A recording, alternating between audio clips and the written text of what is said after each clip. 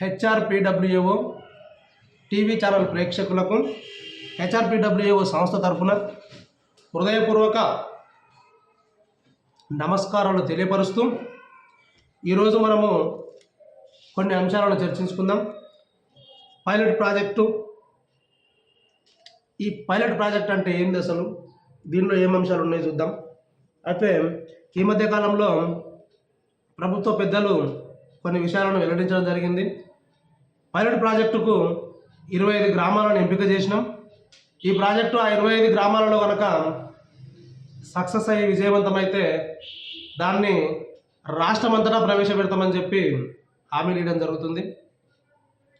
Okay, చూద్దాం మరి ఈ పైలట్ ప్రాజెక్టులో ఏమేమి పనులు చేస్తారు ఈ ప్రాజెక్టు ద్వారా తెలుసుకుందాం. అయితే ఈ 25 గ్రామాలు ఎంపిక చేసి ఇక్కడ పూర్తిగా విద్యుత్ వినియోగాన్ని ప్రయోగాత్మకంగా చేపడతామంటున్నారు. ఈ గ్రామాలలో వ్యవసాయ పంప్ సెట్లకు ఇండ్లకు కూడా సోలార్ విద్యుత్తుని అనుసంధానం చేస్తామంటున్నారు. ఇక్కడ ఫలితాలను బట్టి రాష్ట్రం మొత్తానికి విస్తరిస్తామంటున్నారు.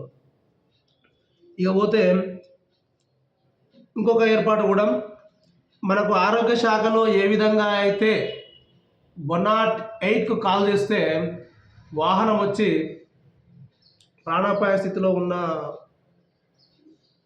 వారిని రక్షిస్తుందో అదేవిధంగా విద్యుత్ శాఖలో కూడా ఒక టోల్ నెంబర్ తీసుకురావడం జరిగింది తెలంగాణ ప్రభుత్వం. ఆ నెంబర్ వచ్చేసి 1912. ఈ 1912కు కాల్ చేసినట్లయితే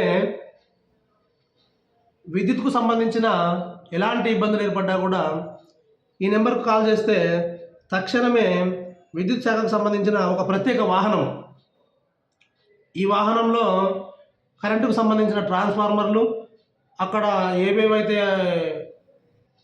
అవసరం పడతాయో పరికరాలు, ఆ అవసరాలన్నిటితో కూడిన ఒక ప్రత్యేక వాహనాన్ని కూడా ఏర్పాటు చేసిరట మన తెలంగాణ ప్రభుత్వం. మరి ఈ సేవలు 108 తరహాలోనే ఉపయోగపడతాయట.